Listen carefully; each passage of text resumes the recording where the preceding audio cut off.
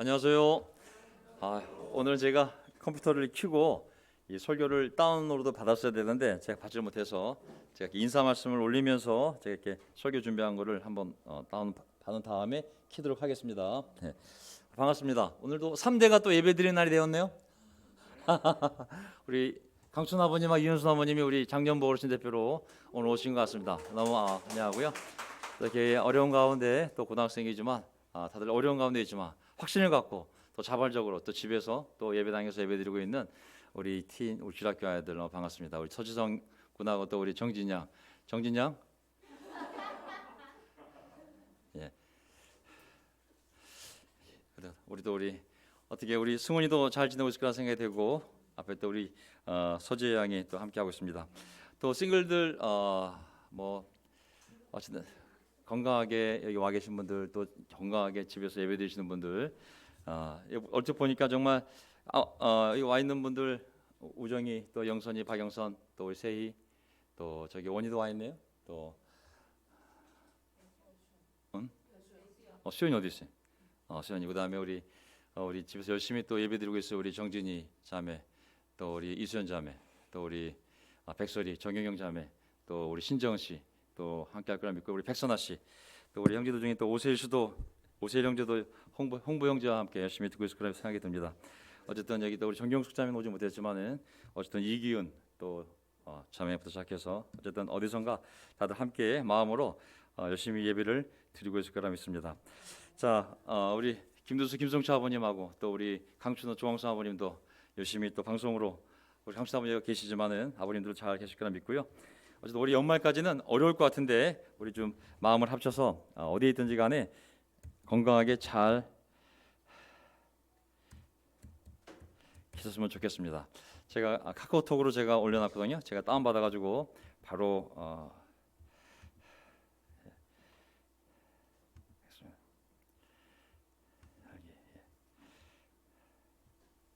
자, 제가 오늘 저는 오늘 사사기 지난번에 이어서 두 번째 시간을 갖고 얼추 사사기 내용을 한번 정리해 보려고 합니다. 다 아는 내용들이 많기 때문에 똑같은 것을 또 하는 것은 의미가 없을 것 같고 좀 새로운 것으로 해서 한번 정리를 해보겠습니다. 예, 되겠습니까? 예. 오늘 사사기 두 번째 시간인데요. 이제 사사기에 등장하는 몇몇 우리 재판관들, 사사들 얘기를 좀 보면서 우리 삶에 적용될 수 있는 또 한번 생각해 볼 만한 중요한 성경의 주제들 또 신학적인 주제들 또 우리 삶에서 생각해 봐야 될 것들을 몇 가지 한번 나눠보고 싶습니다. 자, 됐어요? 저는 옮겼습니다. 안 옮겨집니까? 자, 다시 한번 해볼까요? 자, 다시 한번 해보겠습니다. 슬라이드 쇼 처음부터.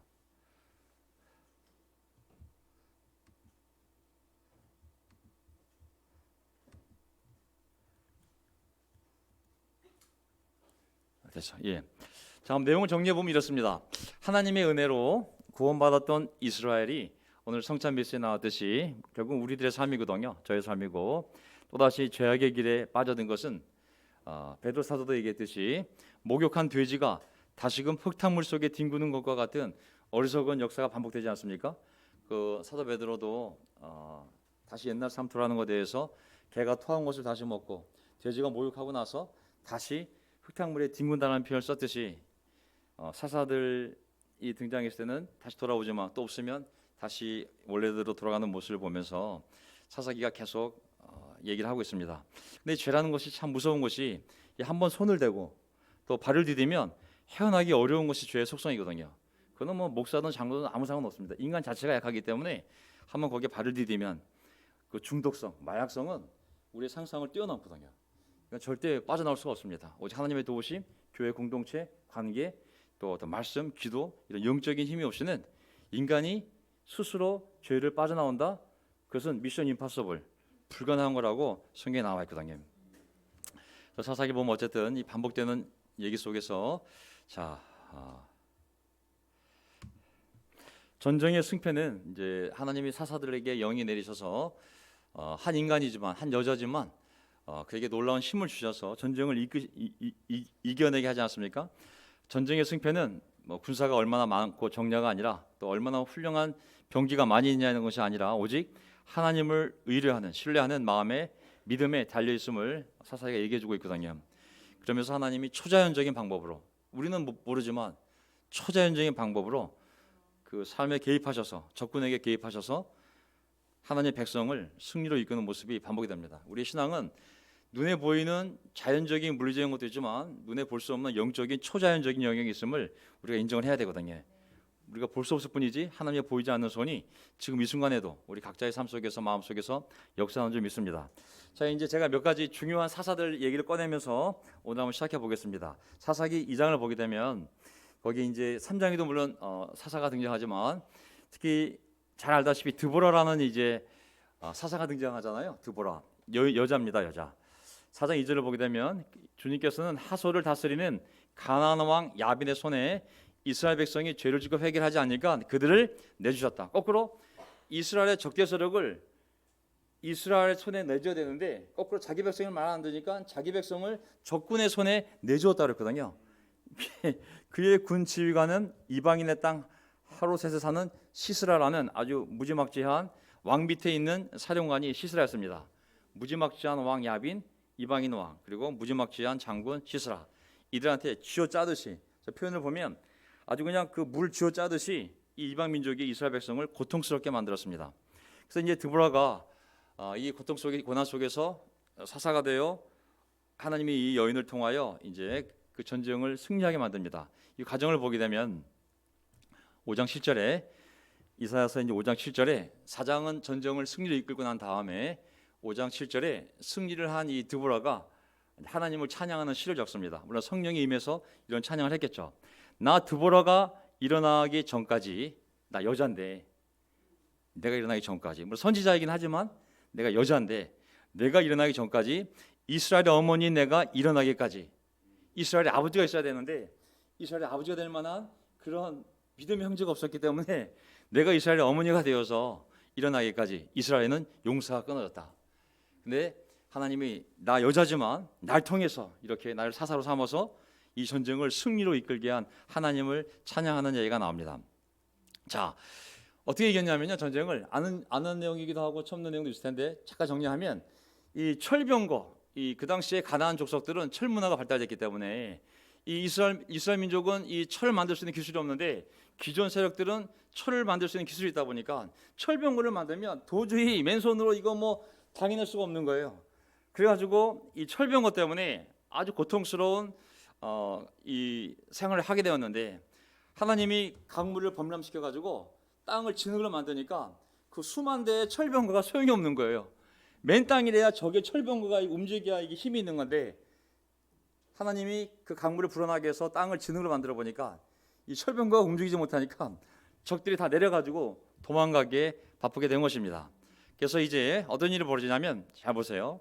이런 초전쟁의 방법으로 적군을 무찌르는데 그 적장인 시스라가 나중에 도망가게 됩니다. 철거에서 나와가지고 막 도망가는데 어떤 일이 벌어지냐면 24절 겐 사람 헤벨의 아내 야엘은 어느 여인보다 더 복을 받을 것이다. 장막에 사는 어떤 여인보다도 더 복을 받을 것이다. 또 여인이에요. 전체 전쟁을 이끈 것도 여인, 또 이 사건 굉장히 중요한 사건이 벌어지는데 이 사건의 주인공이 바로 이 야엘이라는 여인이에요. 근데 이 여인은 겐 사람이라고 그랬어요. 겐 사람은 앞부분에 성경에 다 나오는데 이스라엘 백성이 아니라 이스라엘 백성과 반쯤 섞인 미디안 족속의 여인이거든요. 근데 어떻게 이 이방 여인이 얼마나 놀라운 일을 했냐면 25절 그 시스라 장군이 아까 얘기했던 그 포악한 장군이 도망가다가 이 여자의 집에 장막에 들어오게 됩니다. 시스라가 물을 달라고 할 때 야엘은 이 여인은 우유 곧 엉긴 우유를 귀한 그릇에 담아주었다. 왼손에는 장막 말뚝을 쥐고 텐트 박는 말뚝을 손에 쥐고 오른손에는 대장장의 망치를 쥐고 그 적장 이스라엘을 쳐서 머리를 깨부수고 관자놀이를 꿰뚫어 버렸다. 자고 있는데 요 옆구리에다가 말뚝을 박고 이 땅에 박아버린 거예요. 그래가지고 적장이 이 고통 가운데 죽게 한 여인이 바로 이 야엘이라는 여인이거든요. 하나님이 이 여인을 사용하신 거거든요. 그런데 두 여인이 그 큰 그림 전체의 전쟁은 드보라를 통해서 승리하게 만들고, 적장을 죽이는 사람이 정말 영웅인데 그 영웅을 누가 맞냐면 이 여인이, 야이라는 여인이 그 시스라를 죽임으로써 정말 그 영광스러운 그 일을 이 여인의 손에 하나님이 하게 하십니다. 참 하나님의 섭리가 놀랍지 않습니까? 이게 어떻게 한 여인이 적장을 이렇게 죽이게 되었는지. 어쨌든 하나님께서 이 시스라를 끝까지 쫓아가서, 네가 도망가? 사람들 눈에 안 보여도 내 눈에는 보인다. 하나님 끝까지 이 시스라를 쫓아가요. 시스라가 그 미디안 족속 한 장막에 있는 한 여인에게 들어가니까 그 여인을 사용해서 일단 잠을 재우고, 잠이 든 다음에 그 여인을 통해서 그냥 끝낸 거거든요. 하나님은 절대 우리 눈을 피해갈 수 있지만 하나님의 눈을 피해갈 수 없지 않습니까? 저는 이 여인을 보면 라합이 생각나요. 라합도 가나안 한 여인이었지만 여관을 운영하던, 보통 그 당시에 기생이라고 불렸지만은 이 여인을 통해 가나안 정탐꾼을 살려주고 그 전쟁을 승리로 이끌게 된 원인을 제공하지 않습니까? 이방 여인 라합. 또 이 여인 생각하면, 자, 하나님은 믿음 있는 여인들을 통하여 참 놀라운 일들을 해나가는구나. 옆에 지혜도 있지만 하나님이 정말 우리의 그 딸들을 통하여 얼마나 그 일들을 해나갈지는 아무도 모르는 거거든요, 사실은요. 정말 모든 남자들이 두려움 속에서 숨어 있을 때 드보라는 여인이 일어나서 날 따르라고, 너희들 들어오면 내 뒤에 서서 날 따르라고. 그리고 그 적장은 누가 정했냐면 야이란 여인이 망치 들고 관자들을 찔러서 하나님의 심판을 대신하는 것을 볼 수 있거든요. 저는 우리 교회 안에 지금 많은 이제 물리들이 있지만은 이 양성에 대해서 교회 안에서 우리 많은 자매들이 하나님의 은사를 발휘해서 더 많은 하나님의 일들을 자신감 있게 해나가기를 바랍니다. 아멘. 똑같거든요. 남성 여성이 평등하거든요. 역할만 다를 뿐이지. 그래서 우리가 그 자신감을 회복하고, 정말 하나님께서 우리 자매들을 통해서 이런 드보라처럼, 야엘처럼 남들이 할 수 없는 일을 하나님도 해낼 수 있으시거든요. 31절을 보면 그 드보라가 뭐라고 찬양하냐, 맨 마지막에 주님의 원수들은 이처럼 모두 망하고 주님을 사랑하는 사람들은 힘차게 떠오르는 해처럼 되게 하여 주십시오. 정말 이 찬양이 이제 이 드보라 사사를 통해서 그 이스라엘 백성들을 구원한 사건의 맨 마지막 찬미가 되겠습니다. 주님의 원수들 이처럼 모두 망하고 주님을 사랑하는 사람들 힘차게 떠오르는 해처럼 되게 하여 주십시오. 저는 로마서 8장에도 이런 말씀이 있지만, 하나님을 사랑하는 자, 하나님의 계획대로 부르심 받은 자들에게는 모든 일이 협력하여 선을 이루지만, 그 반대말은 뭐가 되겠어요? 하나님을 사랑하지 않는 자, 하나님의 계획을 거부하는 자들은 모든 일이 연결되어서 그를 망하게 하지 않겠습니까? 결국은 이렇게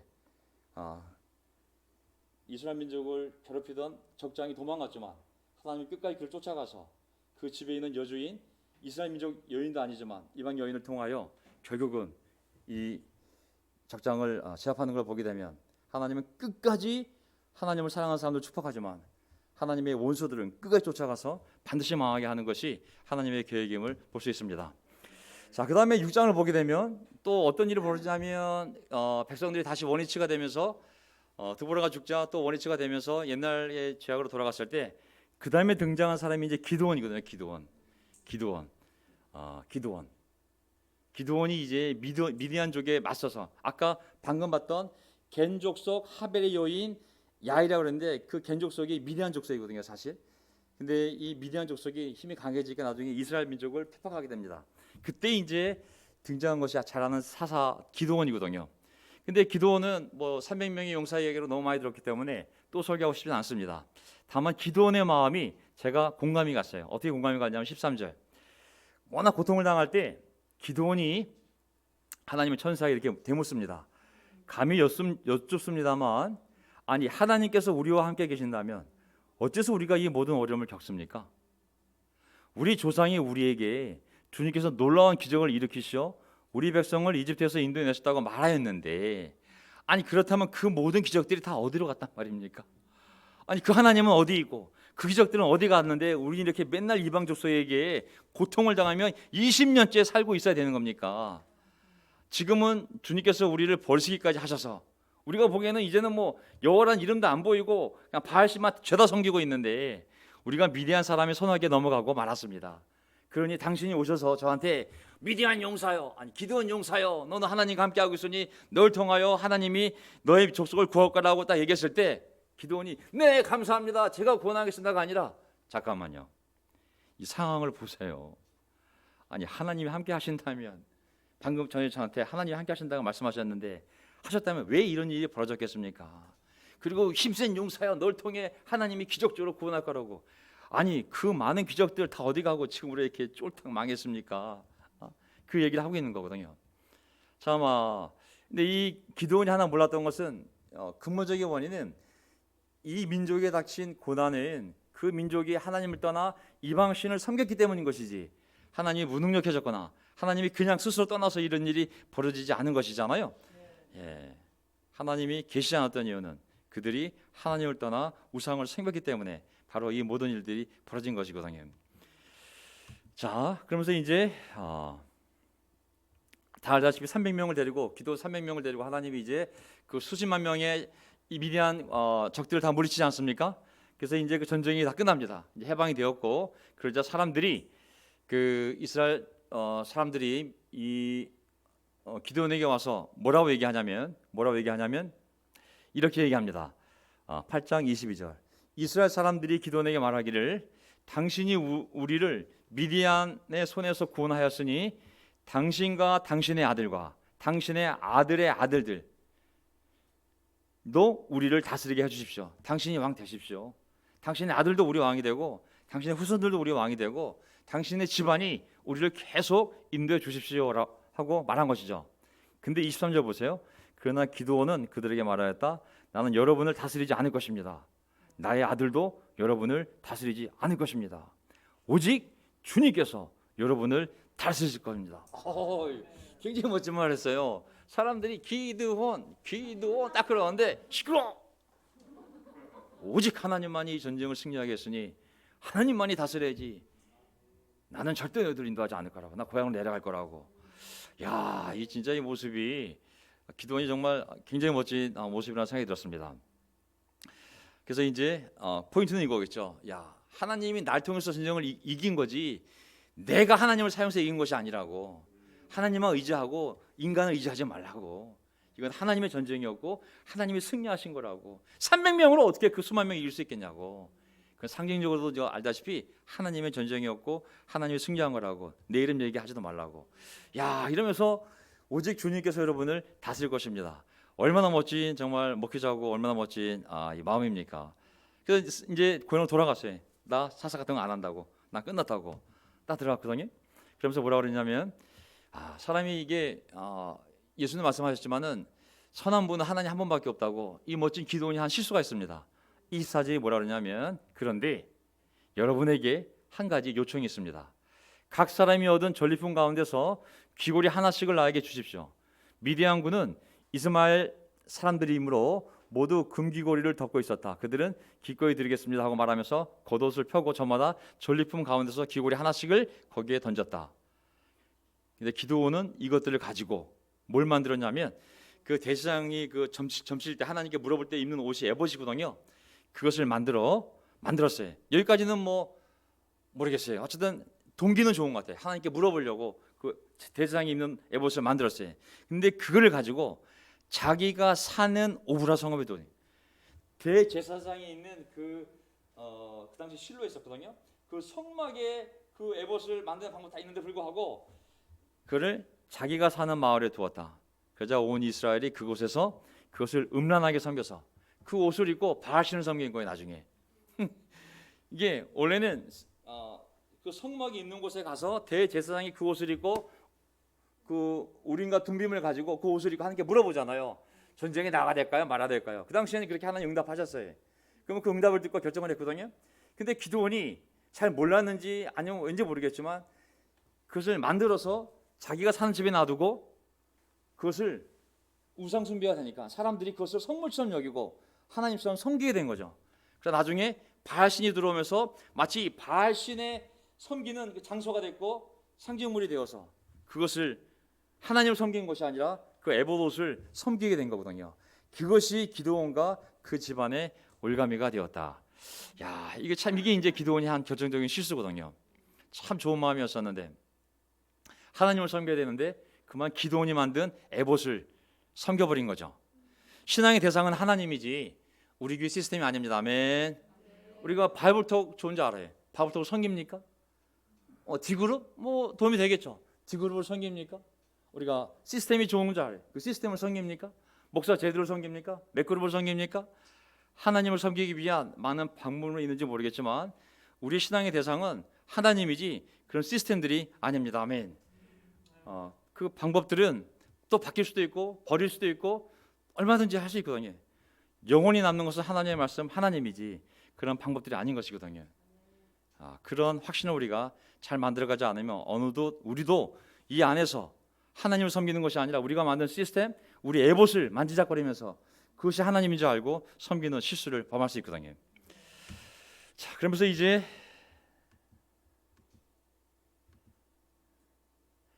33절 기드온이 죽으니 이스라엘 자손이 다시 바알들을 음란하게 섬기고 바알브릿을 자기들의 신으로 삼았다. 여호와가 아니라 바알브릿이라는 바알신이겠죠. 자신들의 신으로 삼았다. 34절 이스라엘 자손은 주위의 모든 적으로부터 자기를 건져내신 주 하나님을 기억하지 않았다. 또 여룻바알이라고도 하는 기드온이 이스라엘에게 선을 베풀었지만 아무도 그 가족에게 은혜를 갚지 않았다. 이 하나님을 멀리하면 영적인 모든 것과 멀어지거든요. 하나님과 멀어지면 영적인 사람들, 영적인 관계, 영적인 체, 영적인 장소 다 잃어버리게 되거든요. 사실은 저도 이런 실수를 저질렀지만 모든 인간들이 똑같은 본성을 지니고 있지 않나 싶어요. 사실은 한때 교회를 위해 수고했던 사람들 우리가 또 기억해야 되거든요.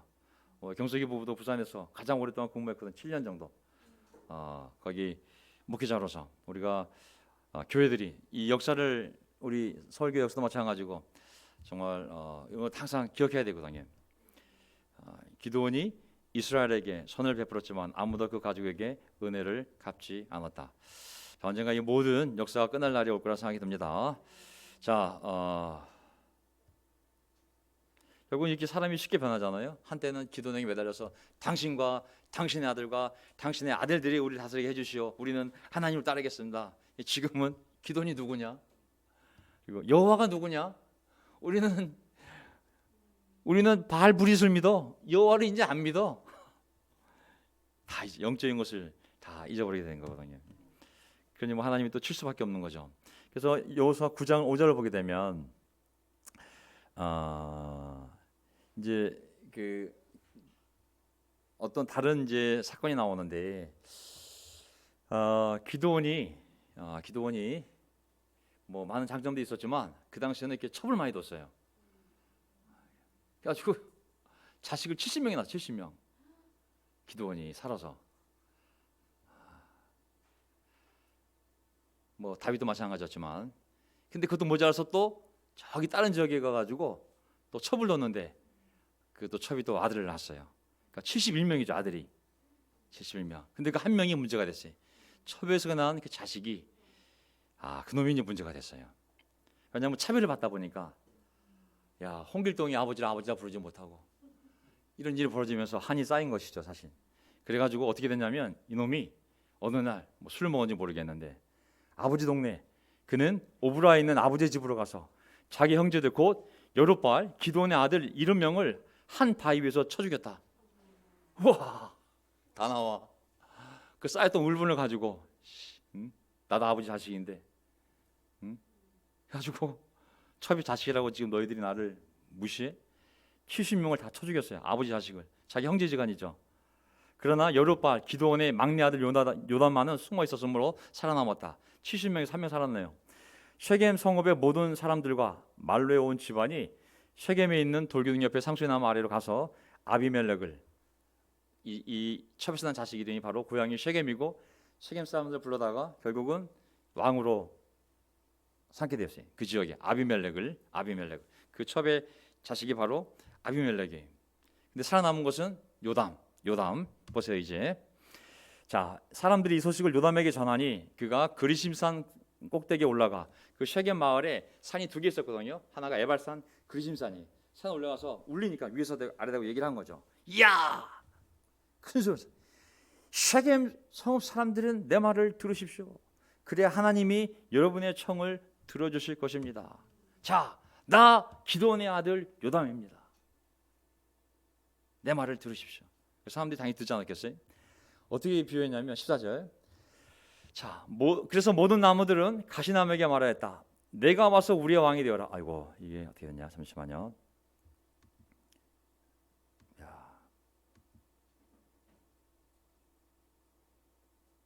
네, 이거 다 날라갔군요. 아이고, 야, 이게 다 날라갔어요. 앞부분에 뭐가 있어야 되는데, 이게 뭐냐면 이제 나무들 비유를 들면서 아비멜렉이 쉐겜 지역의 왕이 된 거에 대한 이제 비유를 들면서 그들을 비난하는 게 뭐냐면, 뭘 어떻게 하냐면, 자, 많은 나무들이 이제 어느 날 자기들 다스릴 왕을 뽑으려고 했습니다. 자, 이게 지금 파워포인트가 날라갔는데 여기 있는 내용입니다.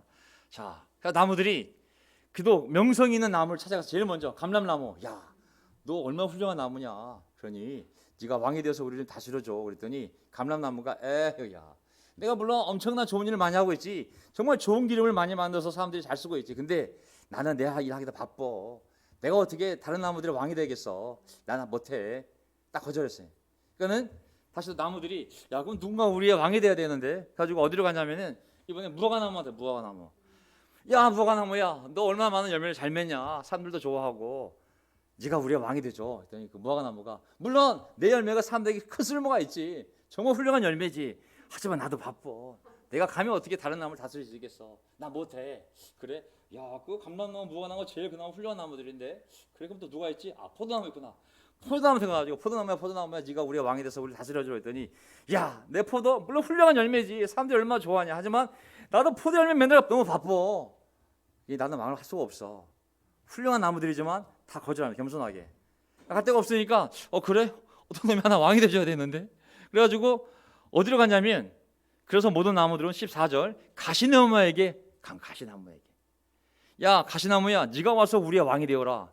그래서 가시나무가 나무들에게 말하였다. 아, 미안해, 내가 가진 게 뭐가 있니? 난 가시밖에 없어. 나 같은 나무가 어떻게 너희들을 인도할 수 있겠어? 라고 한 게 아니라 이렇게 얘기했어요. 너희가 정말로 나에게 기름을 부어 너희의 왕으로 삼으려느냐? 그렇다면 와서 나의 그늘 아래로 피하여 숨어라. 가시에게 무슨 그늘이 있어요, 사실은. 근데 내 아래로 와서 내 그늘에 숨으라는 거예요. 그렇게 하지 않으면 협박까지 해. 이 가시덤불에서 불이 뿜어나와서 레바논의 백향목 다 살라버리겠다고. 완전히 이게 맛이 갔잖아요, 이 가시나무가. 오늘 주제 파악을 못하고 있잖아요, 지금요. 첫째 자기 인식이 안 돼. 내 그늘 아래 숨어라. 아니, 가시에게 무슨 그늘이 있어요. 근데 또 더 황당한 것은 나를 왕 안으로 안 만들면 이 가시덤불에서 불이 나와서 너희를 태울 거라고 협박까지 하고 있는 거예요. 정말 이거 한심한 나무잖아요, 사실은. 훌륭한 나무들도 자기 분수를 알고 다 양보하는데 이 가시나무는 그래, 내가 해줄게. 오히려 나를 왕을 안 삼으면 너희들 죽을 줄 알아. 그래서 이 가시나무가 누구라고요? 아비멜렉이라고. 쉐겜 사람들, 너희 어리석은 나무들아. 그래 기록 간다는 게 가시나무 같은 이 깡패 같은 얘한테 가서 왕으로 삼았냐? 이제 어떤 일이 벌어질까? 이런 일이 벌어질 거라고 싶죠. 여러분이 오늘 여룻바알과 그 기드온과 그 집안에게 한 일이 옳고 마땅하다면 여러분은 아비멜렉, 아까 그 아비멜렉과 더불어 기쁨을 누리고 그도 여러분과 더불어 기쁨을 누리게 하십시오. 너희가 진짜 영적이고 아비멜렉 영적인 사람이라면 너희도 기쁘고 아비멜렉도 기쁠 거라고. 하지만 그렇지 않다면 아비멜렉에게서 불이 뿜어 나와서 너희 성읍 사람들과 밀로의 집안을 불살라 버릴 것이며 쉐겜 그들을 왕으로 삼은 그 도시를 얘기합니다. 성읍 사람들과 밀로의 집안에서도 불이 뿜어 나와서 아비멜렉을 살라버릴 것이, 서로 불태울 거라고. 왕은 악한 왕이니까 백성들을 괴롭힐 거고 백성들은 열받아서 나중에 뒤집어가지고 왕을 죽일 거라고. 이런 비극이. 둘 다 영적이면 아멘, 둘 다 영적이지 않다면 둘 다 망할 거라고. 그것을 예언을 한 것이죠. 어떻게 너희들을 구원한 사사였던 기드온의 자식들을 다 죽인 자를 너희들의 왕으로 삼은 것이 너희가 제정신이냐? 그래, 너희들이 영적이고 그놈이 영적이라면 다 잘 될 거라고. 하지만 그것이 아니라면 둘 다 서로가 서로를 죽일 거라고 이게 딱 예언을 하게 된 거예요. 둘 다 분열할 거고 자멸할 것이라고 얘기를 한 거거든요.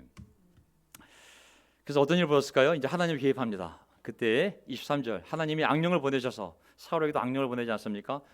아비멜렉과 쉐겜 성읍 사람들 사이에 미움이 생기게 하시니 쉐겜 성읍 사람들이 아비멜렉을 배반하였다. 이 배반이 벌어집니다. 배반. 그래서 24절 하나님은 아비멜렉이 여룻바알의 기드온의 아들 70명에게 저지른 포악한 죄가를 이렇게 갚으셨는데 자기의 형제들을 죽인 핏값을 아비멜렉에게 그리고 형제들을 죽이도록 아비멜렉을 도운 쉐겜 성읍들에게 갚으신 거예요. 어떻게 갚냐면 나중에 쉐겜 성읍들은 불태워 죽고 또 반란이 일어나서 그리고 이 아비멜렉은 그 여인이 던진 맷돌에 맞아 머리통을 맞아 그냥 짜부러져 죽게 됩니다. 야엘처럼. 그래서 참 이 사사기에 보면 수많은 이야기들이 벌어지는데 그 내용들을 잘 살펴보면 정말 배울 내용들이 참 교회 안에서도 그렇고 배울 내용들이 많이 있음을 보게 됩니다. 자 그러면서 이제 그 다음에 나오는 게 이제 입다 그 유명한 입다 얘기거든요. 입다 옷 입었어요? 입다가 아니라 그 입다가 아니라 입다 벗다가 아니라 어쨌든 하나님이 또 입다라는 이 출생은 안 좋은데 깡패 기질이 있는 사람인데 하나님이 이 입다를 사용해서 또 사사로 삼으시거든요. 하나님이 하가 영이 임하면 다 쓸 수 있는 거예요. 영이 임하지 않으면 신학 박사도 아무 소용이 없는 거예요. 목사 50년에서도 영이 떠나면 쓸 수 없는 사람이 되는 거예요. 하지만 연약한 여인이 되었던 마리아가 되었던 아니면 나이가 많이 든 여인이 되었던 아니면 뭐 누가 되었든지 간에 영이 임하면 그를 바꾸어서 하나님 놀랍게 쓸 수 있는 거거든요. 그래서 입다라는 용사가 있었는데 입다는 출신이 또 창녀에서 낳은 아들이에요. 사실은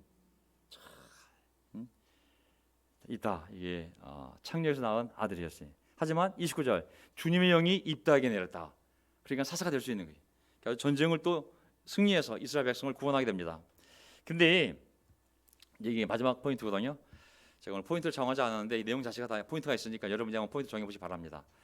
자, 그런 다음에 이제 주님의 영이 입다에 내렸어요. 그래서 전쟁을 승리를 이끌었어요. 이제 그런 다음에 입다는 암몬 자손에게 건너가서 그들과 싸웠다. 암몬 자손 건너가서 그들과 싸웠다. 주님께서 그들을 입다의 손에 넘겨주시니 당연히 요단강을 건너가서 싸워서 승리했겠죠. 근데 보세요. 어떤 일을 벌어졌냐면 사사기 12장에 에브라임 지파 사람이 싸울 준비를 하고 요단강을 건너 사본을 와서 입다에게 말하였다. 전쟁을 거의 승리로 다 이끌었는데 이미 에브라임 지파 사람들이 막판에 달려와가지고 숟가락 하나 얹으려고 야 너는 왜 암몬 사람 치러 요단강 건너갈 때 우리를 불러 같이 가지 않았느냐. 요단강이 아니라 거기 다른 강 이름인데 우리를 불러 같이 가지 않았느냐. 우리가 너와 내 집을 같이 불태워버리겠다. 아니 이제 나타나가지고 이따가 혼자 영웅이 되니까 야 왜 우리 안 불렀어. 전쟁 다 끝나가고 있는데. 그래서 이따가 그들에게 말하였다. 나와 나의 백성이 암몬 자손과 힘겹게 싸울 때에 내가 너희를 불렀으나 너희는 나를 그들의 손에서 구하여 주려고 하지 않았다. 어려울 때는 또 피한 거야 이놈들이. 같은 지파임에도 불구하고 이스라엘 지파임에도 불구하고 12지파임에도 형제임에도 불구하고 근데 전쟁이 끝나가니까 이들이 나타나가지고 전리품을 챙기려고 3절 너희가 구하러 오지 않는 것을 보고 내가 목숨을 걸고 암몬 자손에게 쳐들어가니 하나님께서는 그들을 나의 손에 넘겨주었다. 그런데 어찌하여 오늘 너희가 이렇게 올라와서 나를 대항하여 싸우려고 하느냐. 4절 보세요. 잘 보세요. 이제 입다는 길르앗 사람들 요단강 동편 쪽에 있는 므낫세 지파에 속한 사람들인데 그들을 모두 불러 모아 에브라임 지파 사람들과 싸워 무찔렀다. 같은 지파끼리 싸움이 벌어진 거예요. 에브라임 사람들은 평소에 늘 길르앗 사람들을 보고 뭐라고 약올렸냐면 야 너희 길르앗 사람은 원래 에브라임에서 도망친 자들이다. 원래 므낫세 후손들인데도 불구하고 그 지역 때문에 너희들은 우리 집에서 도망간 좀 근본 없는 족속들이야 하고 얘기를 한 거예요. 그래서 길르앗 사람들은 당연히 열받았겠죠. 에브라임 사람들 앞질러서 요단강 나루를 찾아야 했다. 못 건너가도록. 이쪽에 므낫세 지파, 이쪽에 에브라임 지파. 요단강이 있는데 다시 못 도망가도록 딱 강목을 지켰어요. 도망치는 에브라임 사람이 강을 건너게 해달라고 하면 길라 사람들은 이게 얼굴로는 이게 에브라임 사람인지 므낫세 지파인지 다 똑같은 아담의 후손들이니까 모를 거 아니에요, 그렇죠? 야곱의 후손들이니까 모르는 거예요. 그래서 물어본 거예요. 에브라임 사람이 강을 건너게 해달라고 하면 길라 사람들은 그에게 에브라임 사람이냐고 물어보는 거예요. 에브라임은 죽이려고 그러겠죠. 그럼 당연히 에브라임 사람은 나 에브라임 아니야, 나 므낫세야 라고 하지 않겠어요? 근데 그에게 뭘 시켜보냐면은 확인했냐면 그에게 슈볼렛이라는 말을 발음하게 하였다. 칼 들고 있다가 에브라임 아니야? 그럼 뭐 따라하세요. Repeat after me. 슈볼렛. 근데 그가 그 말을 제대로 발음하지 못하고 시볼렛 그래. 이게 히브리에 자음에 두 개가 있어요. 영어도 마찬가지잖아요. 유성음 무성음 있잖아요. S하고 SH 발음 있잖아요. 이 에브라임 사람이 쉬 발음이 안 되는 거예요. 저 에브라임 사람 아니에요. 그래? 시벌레 발음해봐. 시벌레. 확인할 필요 없어요. 거기서 그냥 쳐죽이면 되는 거예요. 길라 사람들이 그를 붙들어 요단강 나루에서 쳐죽였다. 죽인 거예요. 이렇게 하여 그때 죽은 에브라임 사람의 수가 시벌레 발음 못해가지고 시벌레 발음 안 돼서 죽은 사람이 4만 명이에요. 4만 명. 남자만 4만 명. 이 발음 하나가 안 되는 바람에 영어를 잘하든지 어쨌든 우리가 만약을 대비해서 발음 연습을 좀 해야 됩니다. 우리가 뭐 북한 사람도 구별할 수 있잖아요. 자, 제가 이걸 보면서 어떤 신학자도 여러 번 얘기했는데 우리 운동 안에서도 이런 얘기를 한 사람이 있었어요. 제가 이걸 마지막 포인트로 하고 끝내겠습니다. 저는 뭘 얘기하고 싶냐면 12지파 안에 형제지간 안에 벌어진 싸움이에요. 자, 영어 사전 보면 영어 사전에 쉬볼레스라는 단어가 있어요. 진짜로. 그는 시험에 보는 물음말이라는 뜻이에요. 그 사람이 누군지 확인해 보려고 딱 보면은 딱 듣는 순간 얘는 아니구나. 우리 편이네 알 수 있는 단어가 바로 쉬볼레스라는 단어예요. 사실은 일종의 비밀 언어. 그 사람이 나라나 어떤 걸 판별하는 특징을 이루는 말투, 말버릇이 바로 쉬볼레스예요. 그래서 어떤 건 또는 이념적 차별성을 드러내는 정당인들의 구호. 예를 들면은 우리도 딱 빨간색 그러면 한나라당, 파란색 그러면 민주당이잖아요. 벌써 하는 말 보면 벌써 말투만 봐도 이 사람은 벌써 보수구나, 이 사람은 진보구나. 촛불 그러면 아이고야 저 민주당이네. 벌써 나오잖아요, 그렇죠? 박근혜 그러면 아이고 저것도 한나라당이구나. 이것처럼 이렇게 한 단어만 들으면 알 수 있는 것들이 쉬볼렛거든요, 사실은.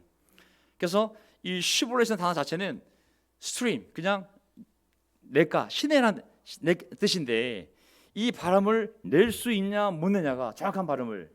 쉬볼렛 그러면 넌 에브라임 사람이 아니야, 살려주는 거예요. 근데 시벌렛 그러면은 죽임을 당하는 거거든요. 발음 하나 때문에 생사가 결정이 되는 것을 얘기하는 거거든요. 자, 이런 일이 이제 어떻게 벌어지냐면 보세요. 일제 강점기 시절인 1923년 9월 6천여 명의 조선인 대학살이 이루어진 관동 대진 사건에서도 바로 이런 쉬볼렛 검증이 이루어졌습니다. 네이버 영어 사전에 나온 이 설명이에요. 당시 일본 자경단은 조선인이라면 무조건 죽이는 만행을 저질렀는데 이들은 지나가는 사람을 붙잡고 일본인인가 조선인가를 구별하기 위해 15N 55전이나 10N 50전을 일본어로 발음하게 했다. 조선어에는 머리 글자에 타금이 없기 때문에 이 발음만으로도 조선인을 가려낼 수 있었다는 것이다. 그래서 이 10N 50전을 한국말 읽으면 주엔고 주세엔이 아니라 한국 사람이 추엔코주엔센이라고 발음하는 사람은 조선인으로 간주되었다.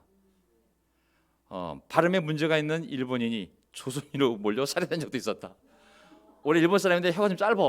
근데 발음이 안 돼. 이러고 와씨 너도 조선인이지. 저 와타시와 하는데도 발음이 짧아. 죽음을 당한 일본인이잖아요. 발음 하나만으로. 이렇게 무서운 거예요. 근데 잘 보세요. 이게 어떻게 벌어지냐면, 자, 어떻게 벌어지냐면 그 밖에도 가미가요를 불러봐라. 키미가요. 그 다음에 도도이츠, 일본 소교를 읊어봐라 등의 구별법이 동원되었다. 생긴 거 똑같으니까 뭔가 이렇게 딱 구분이 될 만한 걸 시킨 거예요. 근데 얼굴이 너무 넓적하면 이건 조선인이다. 일본 사람은 갸름하니까 혼눈꺼풀이다, 납작한 뒤통수이다, 장발이다 등 외견상의 차이를 식별의 근거로 삼아 거리에서 조선인을 골라 죽이는 일이 벌어졌다. 그냥 딱 봤을 때 저는 조선 놈들이야 라고 상징될 만한 사건을 보고 그냥 죽인 거예요. 엄청나게 죽이지 않았습니까? 미국과 일본 사이에 벌어진 태평양 전쟁 때에는 미국에서 중국인 행세를 하는 일본 스파이를 가려내기 위해 슈블레트 검증이 이루어졌다. 왜냐하면 일본이 태평양 전쟁을 일으켰기 때문에 적대국이 되잖아요. 일본이. 일본 사람들이 미국 사람 만나면 겁이 날 거 아니에요. 그러니까는 나 제프니즈 아니야, 와타시와 아니야, 나는 이제 중국 사람이네. 중국 사람. 한국 사람 그때 없었을 테니까 많이. 그래서 이제 중국인 행세를 한 거예요. 일본인들은 L 발음을 R 발음처럼 하기 때문에 미국 사람이 시켜보는 거예요. 너 중국 사람이야? 그러면 이 L자 많이 들어간 단어를 읽어보게 한 거예요. 아시겠죠, 그렇죠? intelligible 그러면은 이 일본 사람들은 R 발음 한다 그러니까 intelligible. 그러니까 딱 봤을 때 아는 거죠. 미국 사람들 요거 거짓말했구나. 반면 중국인들은 R 발음을 L 발음처럼 하기 때문에 미국 신문의 만평가들은 이걸 중국인의 스테레오타입으로 그림을 그린 거예요. very 그래야 되는데, 그렇지? 중국 사람은 fairly, sorry가 아니라 solely 이렇게 발음을 하니까 이리 와 너 짱깨구나 이런 식으로 이제 하게 된 거죠. 전 뭘 얘기하고 싶냐면 이게 마지막인데, 뭘 얘기하고 싶냐면 우리 확신에도 그런 게 있어요. 저는 우리 교회는 한때 우리 확신이 강하기 때문에 사람 하나 보내는 거는 쉬운 일이야. 영적으로 보내는 건 어려운 일이 아니거든요, 사실. 제자야 그리스도인이야. 어쨌든 지금도 제가 제자라는 단어를 쓰지 않고 그리스도인이라는 단어를 쓰면 어떤 사람들이 이상하게 쳐다보는 사람도 있어요. 우리는 제자라는 단어만 쓰는데, 그리스도인 크리스찬인 성경에 세 번밖에 안 나오는 월들리 크리스찬, 썬데이 크리스찬을 쓰는 단어고, 우리는 오직 예수님의 제자라고, 우리의 정체성은 제자라고, 크리스찬 단어를 쓰지 말라고. 저도 어쨌든 크리스찬 쓸 때 살짝 눈치 볼 때가 있어요. 어떻게 반응하는지 보려고. 우리 안에 어떤 이런 단어들, 우리랑 다른 단어를 쓰면 그를 정죄하는 거죠. 마치 마귀의 자식처럼 생각을 하는 거죠.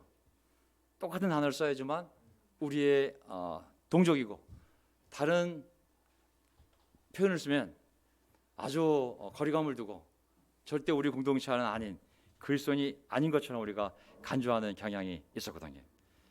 우리의 슈블레트가 있는 거죠, 이 운동 안에.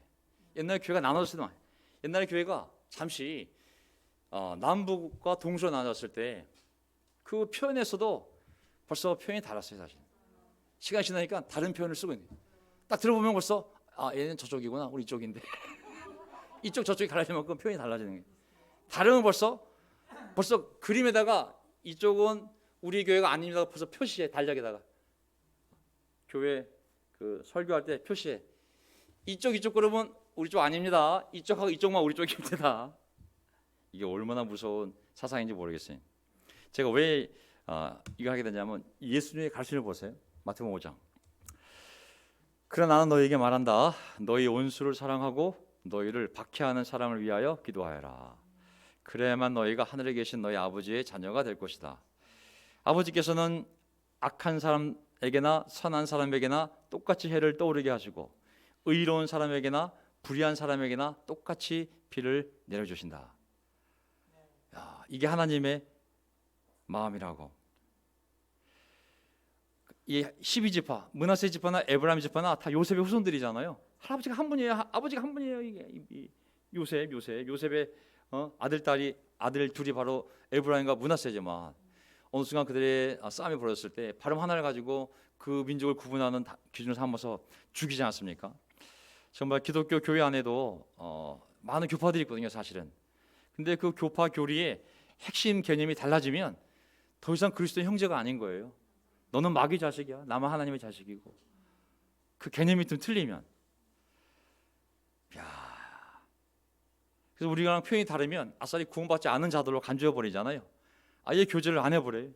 또 그러니까 교제를 하면 이상한 눈으로 쳐다보는 사람도 있어요. 그러면서 어떻게 되니까 공동체가 더욱 폐쇄적이 되고 더 고집이 세고 목이 곧은 집단이 되는 거거든요. 그게 바로 북한입니다. 북한 같은 교회들이 대한민국에도 많이 있어요. 하지만 그것은 예수님의 가르침과 반대로 가는 거거든요. 하나님 아버지께서는 악한 사람에게나 선한 사람에게나 똑같이 해를 떠오르게 하시고 의로운 사람에게나 불의한 사람에게나 똑같이 비를 내려주신다. 5장 46절 너희를 사랑하는 사람만 너희가 사랑하면 무슨 상을 받겠느냐. 세리도 너희가 사람 취급하는 세리도 그만큼 하지 않느냐. 41절 또 너희가 너희 형제 자매들에게만 인사를 하면서 지내면 남보다 나을 것이 무엇이냐. 이방 사람들도 그만큼은 하지 않느냐. 그러므로 하늘에 계신 너희 아버지께서 완전하신 것 같이 너희도 완전하여라. 아멘. 이게 오늘 마지막 구절입니다. 저는 기드온이 사람들이 기드온을 외쳤을 때 너희 집안이 우리의 왕이 되라고 했을 때 기드온이 이 전쟁은 하나님이 이긴 거지 내가 이긴 것이 아니라고. 난 절대 널 다스리지 않는다고. 너희의 신앙의 대상은 경배의 대상은 오직 하나님이라고. 저는 그 스피릿을 우리가 또 잘 배우고 또 기드온이 그렇게 훌륭한 또 신앙도 있었지만은 그가 또 실수해서 에봇을 만들어 그 에봇이 우상 숭배의 대상이 되어서 사람이 타락하는 데 도움이 됐던 것처럼 우리도 하나님 외에 다른 것을 진리인 것처럼 숭배하는 그런 어리석음을 하면 안 되고 또 이 12지파 싸움 속에서 정말 이 슈블레트 이 발음 하나 때문에 그 4만 명이나 죽이지 않았습니까? 우리 확신이 아무리 강해도 하나님의 자녀라면 하나님의 자녀로서의 올바른 태도를 가지고 오늘 성찬 때도 한 형제 얘기했어요. 내 신앙의 목적은 예수님을 닮아가는 거라고. 우리가 그것을 분명히 바랍니다. 아멘. 우리는 우리의 운동, 우리 교회가 좋아하는 유형의 사람으로 성장하는 것이 목표가 아니라 성경이 가르치고 있는 예수님의 삶과 가르침을 닮아가는 것이 우리의 신앙의 목적인 줄 믿습니다. 아멘. 우리가 하나님 아버지의 모습을 닮아가는 것이 우리의 신앙의 목적이지 내가 속한 공동체가 만들어 놓은 이상적인 모습을 닮아가는 것이 우리의 신앙의 목표가 아닌 거거든요. 그래서 우리가 하나님 마음을 닮아가는 교회가 됐으면 좋겠습니다. 사사기 참 많은 걸 얘기하고 있지만 오늘은 이 내용을 가지고 제가 말씀을 전하고 싶었습니다. 자, 설교를 마치겠습니다. 아멘.